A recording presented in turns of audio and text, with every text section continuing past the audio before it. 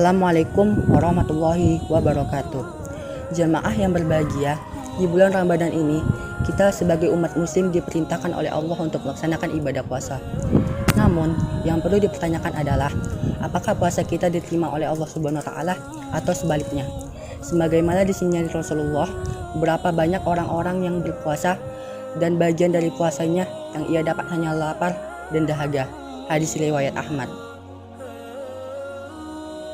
Kaum muslimin wal muslimat rahimakumullah.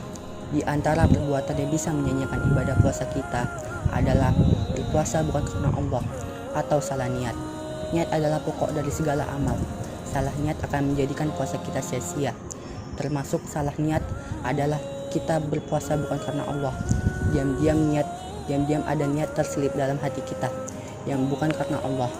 Ada riya maupun mengharapkan kepada selain Allah.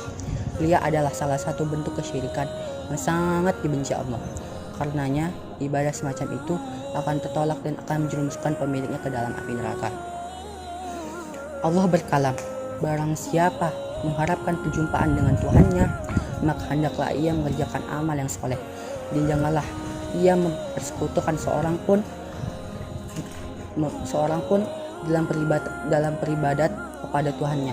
Surah Al-Kahfi ayat 110. Niat adalah roh amal, inti dan sendinya. Amal menjadi benar karena niatnya yang benar, dan sebaliknya, amal menjadi rusak karena niatnya yang rusak. Ibnul Mubarak rahimahullah berkata, berapa banyak amalan yang sedikit bisa menjadi besar karena niatnya. Berapa banyak amalan yang besar bisa menilai kecil karena niatnya.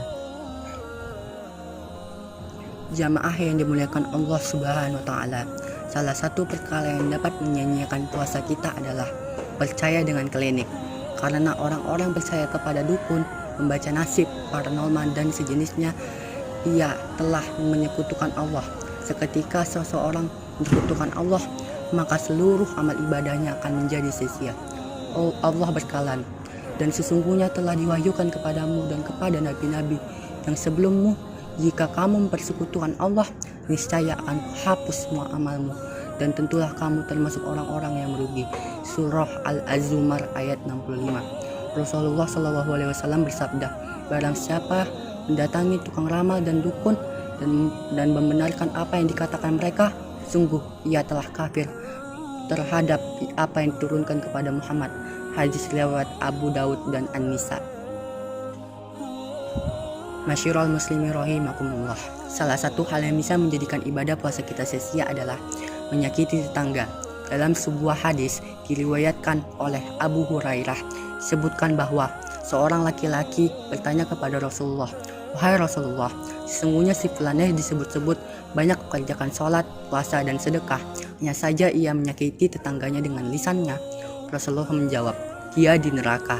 Laki-laki itu bertanya lagi, "Wahai Rasulullah, sesungguhnya si fulannya disebut-sebut sedikit mengerjakan puasa, sedekah, dan sholat. Hanya saja ia tidak menyakiti tetangganya dengan lisannya." Rasulullah berkomentar, "Dia di surga." Hadis riwayat Ibnu Hibban.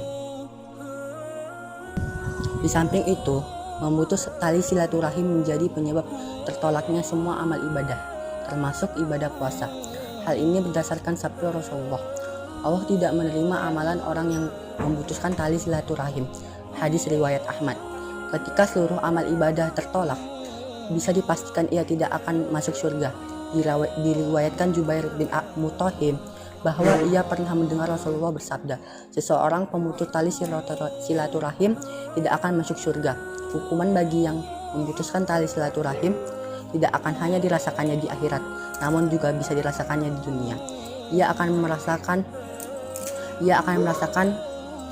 Ia bisa mati dalam keadaan kondisi yang mengenaskan atau kondisi husnul khotimah. Nauzubillah.